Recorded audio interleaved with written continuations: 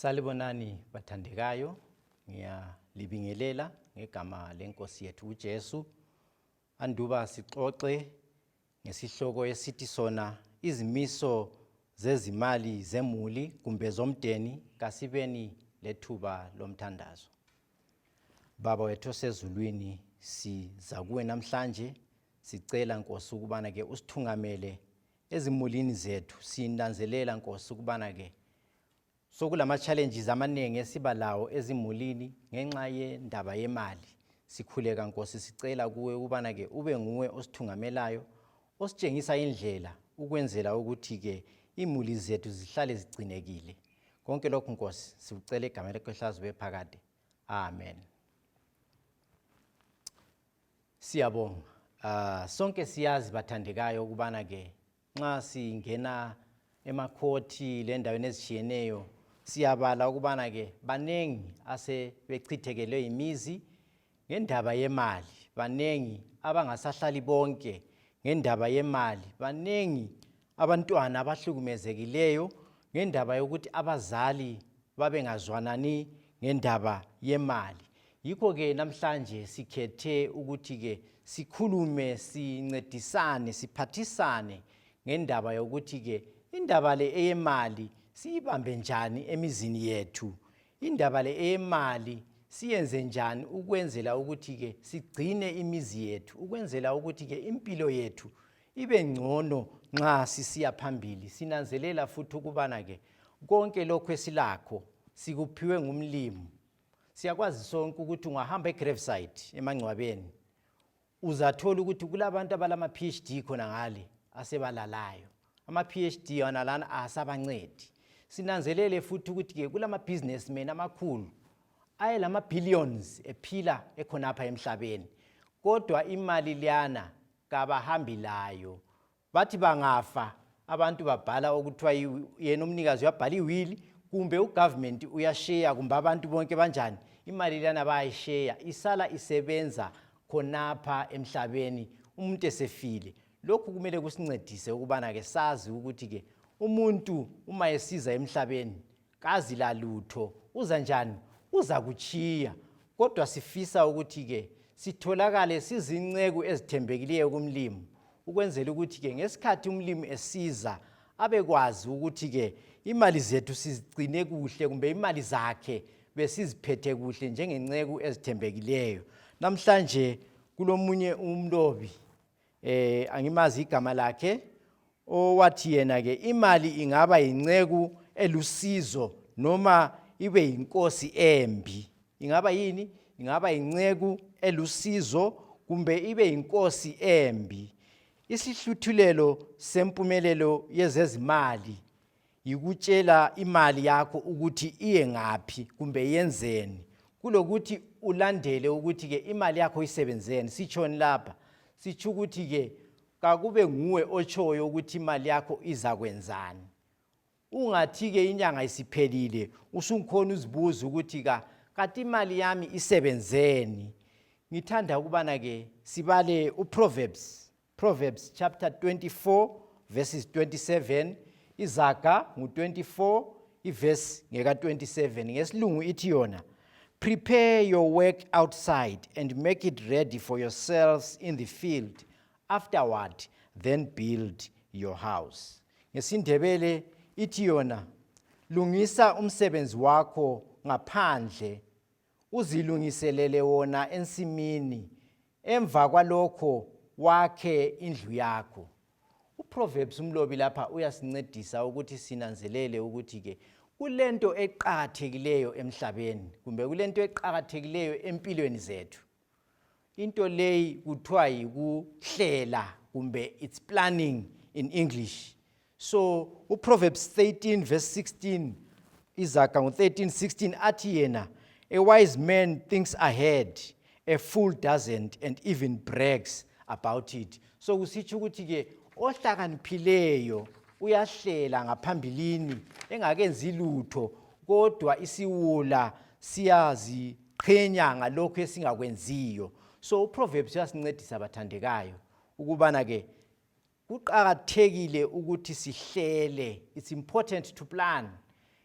nxa uqala usiya esikolo kuqakathekile ukuthi wazi ukuthi ke isifiso sakho ukuthi ke nxa ungena esikolo ube yini empilweni. Khonokhana yikuhlela wazi igoal onjani osebenzela kiyo kumbe umgomo ofisa ukuthi ufinyelele. Kunjalo langezimalini emakhaya. Kuqakathekile ukuthi ke njengemuli sihlale phansi ubaba nomama kumbe labantwana sivumelane ukuthi njengemuli kuyini esifuna ukuthi sikwenze njengemuli kumbe sikufeze. Mgomo bani esifuna ukuyinjani ukuyifaka njengemuli, ama goals esifuna ukuthi ke siwafinyelele ukwenzela ukuthi ke nxa sesenze njalo kuzaba lula ukuthi siwafinyelele ngoba sisazi ukubana into ezinengi kasonto esingazenza ngesalary eyodwa kumbe ngemali esiyithola ngenyanga eyodwa, kodwa izikhathi ezinengi kuyabe kudinga abathandekayo ukubana ke siseve sigcine imali siyilondoloze ukwenzela ukuthi ke ingenela bese sisenza lokhu esikufisayo. Sibale njalo uLuke 14 ivesi ngaka 28 kusiya ku 30 ithi yona, for which of you intending to build a tower does not sit down first and count the cost. Kusitsho ukuthi ke siyazazi izitezi ezikhona endaweni ezijiyeneyo eNarazeth sikhangele isitezi lesana esilaphana ku 5 Street. Ababe sakha laphana baqala banjani, bahlala phansi babakwazi ukuthi kuyini abakufunayo bengakaqalisi ukwakha. Iqhubeke ivesi ithi yona,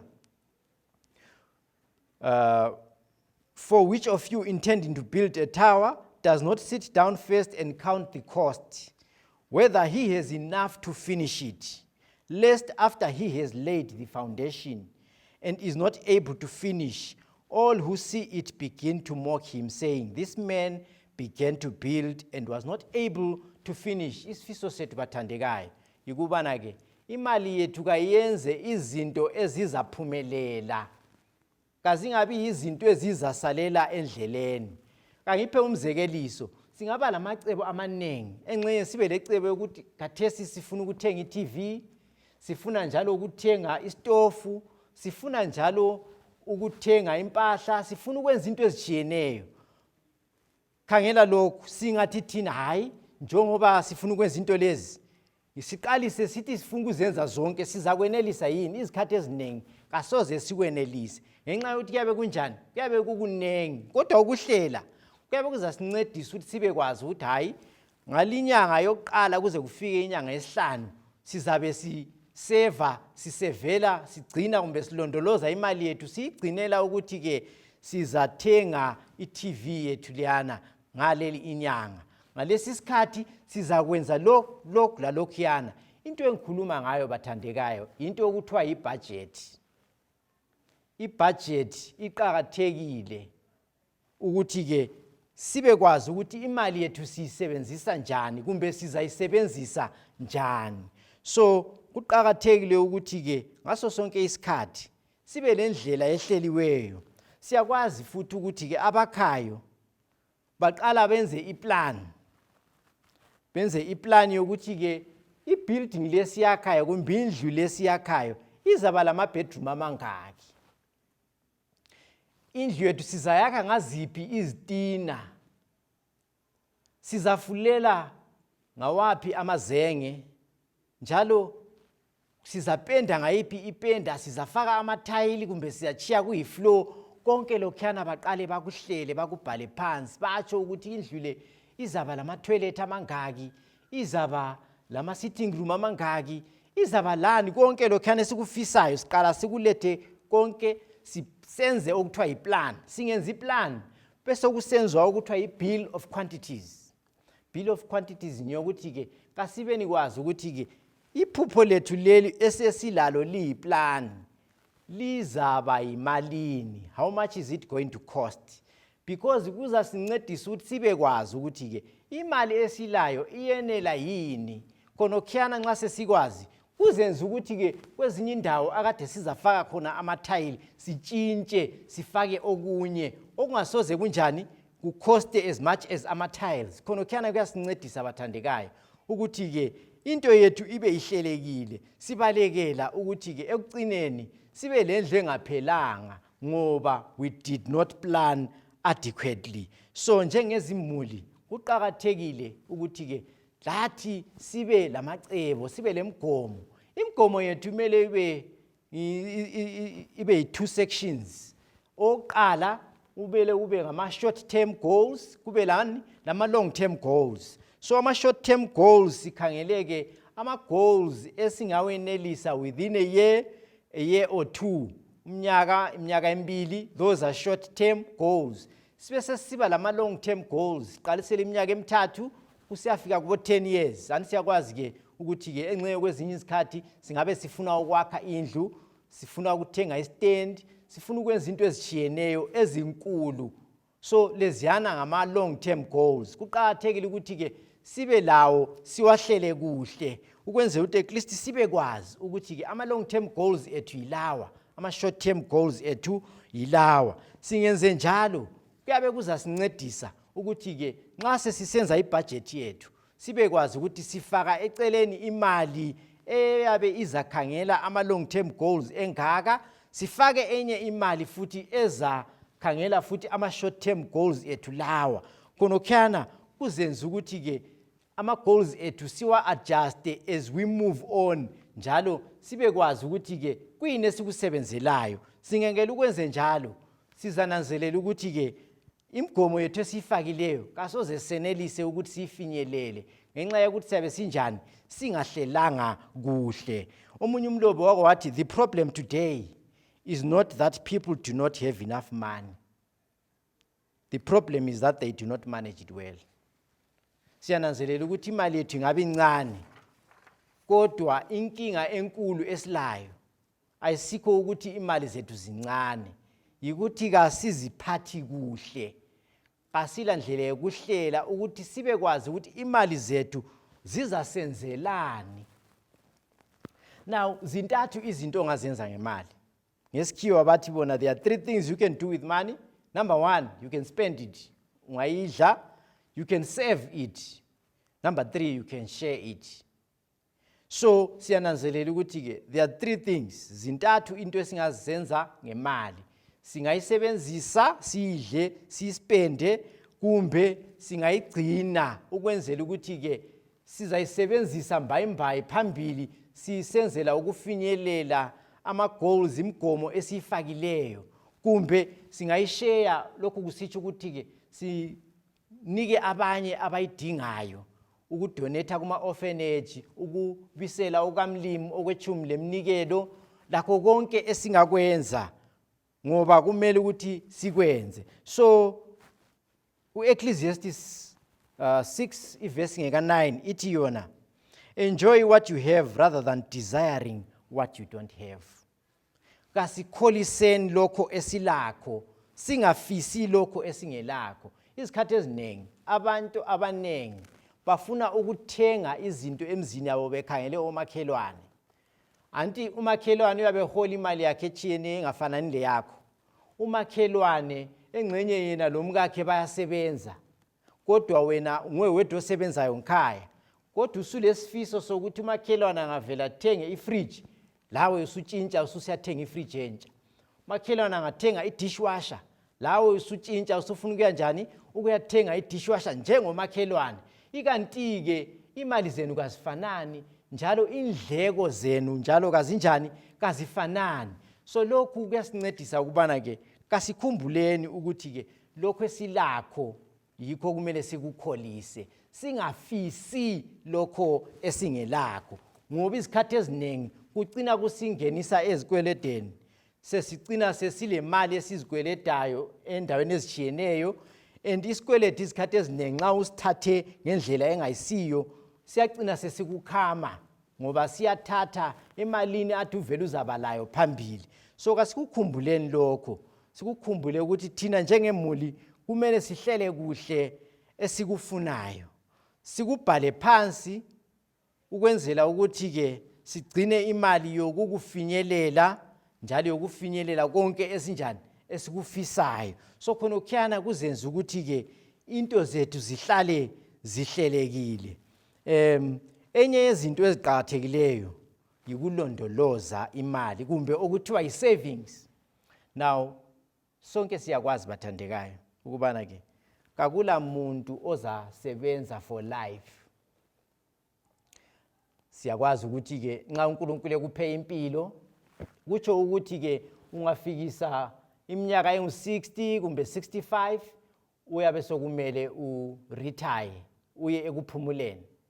So wonke umuntu sonesiyana isikhathi sizafika. Nxa ususekuphumuleni isikhathi eziningi imali yadu uyisebenzela ayisekho, iyabe ingasekho. Abanye sisebenza ku-government siyakwazi ukuthi ke kule pensheni eyabe ikhona kodwa isikhathi eziningi kayeneli. Kuyabe sokudinga ukuthi ke lawe ube lelakho icebo elokugcina imali ye-retirement, ngoba i-retirement izabuya, awungeke uyibalekele. I-retirement injani? Izabuya. Ngalokho kuqhakathekile ukuthi ke sihlelele sibe kwazi ukuthi ke ngesikhathi sengiretire ngizakwenzani. So every day nxa ngisebenza, every month nxa ngithola engikutholayo, kangibe le percentage engiyaziyo ukuthi le ngiyigcinele i-retirement. Kuzangincedisa khonokhuyana bathandekayo ukwenzela ukuthi ke imali yami ihlale ikhona ngesikhathi sengiretire senginjani sengiyisebenzisa lana imali, ngoba kanisela mandla ukusebenza engangilawo ngimutsha. Njalo ngesikhathi lesiyana ngiyabe senginjani imali engiyitholayo iyabe isiyehlile isincane. So kasikukhumbuleni khonokho. Proverbs 6 iverse ngeka 6 to 8 ithi yona, go to the end, you sluggard, consider its ways and be wise. It has no commander, no overseer or ruler, yet it stores its provision in summer and gathers its food at harvest. Kutsho ukuthi ke nxa singakhangela ubunyonyo ngesikhathi lapho ebusika buyabe bubuthelela bugcina ukudla, kusazi ukubana ke kuzaba lesikhathi esiza njani okuzabe kungasekho ukudla ngasonesana isikhathi kuzabe sokucatshile sobunjani sobusila. So kasingadlulwa yibunyonyo bathandekayo. iBhayibheli liyasikhuthaza lathi njengabantu kasibeni lama savings. Ama savings esibili enzakhuluma ngawo kuthiwa yi-emergency fund. Emergency fund. Emergency fund kuyini? Imali engiyigcinayo for emergencies. Siyakwazi singabantu sonke silama emergencies esiyabe singakhangelelanga. So emergency fund isebenza khonapho. Sibalekela ukuthi ungaqalisi ukuyaboleka imali nxa usufelwe emergency. So kule emergency usufelwe sokumele uqalise ukuya njani ukuyaboleka imali. Instead plana ngendlela yokuthi ke imali yani ukuyigcina ngenyanga ibe ikhula. Ungayigcina ubusuyidla ukuthi hayi ngizaqalisa, hayi igcine and ulandele khonokho oyabe unjani ukufakile, whether uthi 1%, whether uthi 2%, whatever percentage kusiya ngalokho okuhlelileyo, kodwa woba layo i-emergency fund.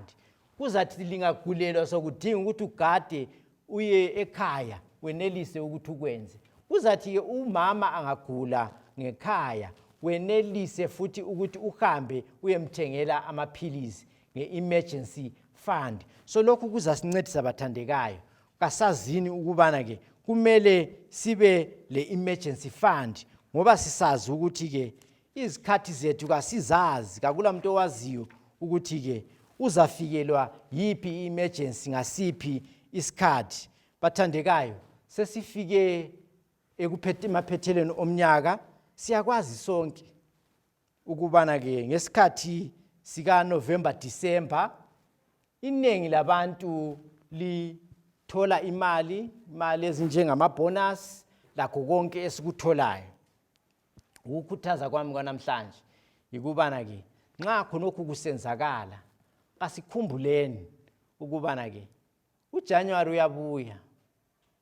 So ngiyakwazi ukuthi ke ngoDecember siba lamadili amanengi, lento eziningi ezisikhangayo njalo eziyabe zidinga imali. Uzananzelela ukuthi ke lapho ohlala khona banengi abayabe siba lamadili abatshiyeneyo, abanye imtshado, abanye ama birthday, abanye ama 21st, kunengi kuhlangene kunjana. So into leziyana into ezidinga imali eziningi, but ngenxa yokuthi nje ngaso nesisikhathi iningi labantu imali iyabe ikhona, futhi isikhathi eziningi nxa sithole amabonus iyabe ingani ingezelelekile ingafanani lale esithola inyanga zonke. Kuqakathekile ukubana ke sikhumbule ukuthi ke umnyaka ozayo uJanuary uyabuya. UJanuary uzafuna ama-school fees, amabhuku abantwana, kuzafuneka into ezishiyeneyo. So asiboneni ukuthi ke siyahlela ngendlela yokuthi ke nxa kuvuma sihle sithenge ama-uniforms abantwana khathesi ngoDisemba imali siseselayo.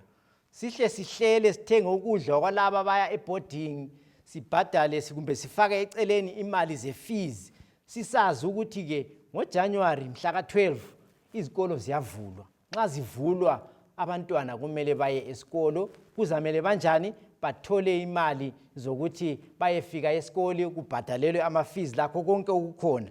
Njalo khumbulani ukuthi ke iningi lethu sizathola imali zethu masinyane ngenyanga kaDisemba. So ngenxa yokuthi kulama holidays abokhisimusi labo New Year lani labo Unity Day, so sinanzelela ukuthi ke abantu abaningi bazahola masinyane engxenye khonapha iviki yona le ephela ngabo 18-19 imali yabe suyitholile. Ikanti ke inyanga lezi eziningi uvela i-payday yakho ibingumhla ka-30. Can you imagine ukuthi ke kuthi ukuthi ke i-next salary ozayithola izabe ngoJanuary 30. So kuyatshengisa ukuthi ke kudingeka ukuthi ke lakho khona phana asihlele nini sibe kwazi ukuthi ke kuzaba lesikhathi eside singakatholi imali zomholo. Ngalokho asihlele nini imali yethu ukwenzela ukuthi yenele kuze kuyefika i-next payday. Singekele ukukwenza lokho kuza kuthi ukuthi ke sizaphelelwa imali phakathi kwesikhathi sesiqalisa kwenjani ukuyaboleka lapha lalapha yana. And ihlupho lokweboleka ukuthi ke imali yana mele uyibhadale, but nxa usuyibhadala ngemali vele onjani oyitholayo akathi uvelule uhlelile wathi imali le ngizayisebenzisa ngale indlela. So sokuedela kulokho kumele ukubhadale kuma expenses akho. So ngicabanga ukuthi ke ngezinye zezinto okumele siziqhakathekise. Now enye yento eziqhakathekileyo yikukhangela indleko zethu. Nxa sikhangele issue ye budget yikukhangela indleko zethu. So endabeni yendleko lapha kuqhakathekile ukuthi ke indleko zethu zibe ngaphansi kwalokho esikutholayo. Our expenses need to be managed in such a way that we spend less than we actually receive. Nxa singenze njalo kuthi ukuthi sizasala sile mali yokuthi siseve njalo le mali yokuthi senze okunye. Kodwa singabayilabana abasebenzisa imali edlula leyo esiyitholayo, kuthi ukuthi ke imali leyana izavela kwenye indawo. Izikhathi eziningi siyabe sisenza izikwelede ezizasikhama phambili sokumele sibhadale kumbe sizibisele. Enye yezinto esingazenza nxa sikhangele into yema savings kumbe yokulondoloza imali njengoba sesike sakhuluma ngayo yikubana ke kasingagcinini imali yethu in local currency, ngoba siyazi ukuthi ke njengeZimbabwe siku hyperinflationary economy, kusitsho ukuthi ke intengo zezinto zikhuphuka ngaso sonke isikhathi. Lokhu kusenza ukuthi ke imali kumbe amandla emali yethu ahlala esehla ngaso sonke isikhathi. So kuqhakathekile ukuthi ke sibe ngabantu abahlakaniphileyo, asisebenziseni indlela ezihlakaniphileyo ezokugcina imali ezinjengokuthenga izifuyo ezinjengenkomo, imbuzi lenkukhu, kumbe ukulandela uhlelo olukhitshwe nguhulumende olokubana ke abantu bayavunyelwa ukuthi ke umuntu athole $50 ngohamba kuma bureau de change kumbe emabhenki uyethola $50 naleyana. Ungayithola ungayisebenzisi uyigcine ibe indlela yokunjani yokulondoloza imali. Lazo zonke ezinye ngeke ngiziqede ngoba angilaso isikhathi, kodwa bathandekayo kasikhumbuzane nini ngalezi izinto. nxa sikhangele ku budget compana nxa usiya shopa engakukhuthaza ukuthi hamba uthwele ilist ungafiki usudinga ukuthi kuyini okudingayo usuphakathi esitolo uzathenga ungayisikho. Number 2, thenga kuphela into ezibhalwe phansi ezikulist yakho ukwenzela ukuthi ke ungalahlekelwa imali kumbe ungalahleki kulokho athi uvele ukulandile. Isikhathi eziningi umuntu uyasuka esiya etown esiyathenga engxenye siyazithengela isinkwa lochago kodwa abuye esegcwalise ipaper bag. Kungani? Ngoba ubengahlelanga ukuthi uyakwenzani. Okunye engakukhuthaza kasinanzelene nini kule lokho okuthiwa ngama advertisements kumbe ama specials. Kwezinye izikhathi ama special kasoma special kodwa indlela ukuthi ke ikhange abantu basebenzise imali. Okugcina bathandekayo ungahambi usiya shopa ungadlanga kumbe ulambile uza kuphambanisa ngoba uzagcina usuthenga lokudla athi njani ungakukhangelelanga. So bathandekayo isikhathi sethu asekho kodwa sithanda ukukhuthazana namhlanje ukubana ke umlimi asiphathise njalo umlimi asithungamele asincedise njengemuli senelise ukulondoloza imali zethu njalo senelise ukuhlela indlela imali zethu ezizasebenza ngayo.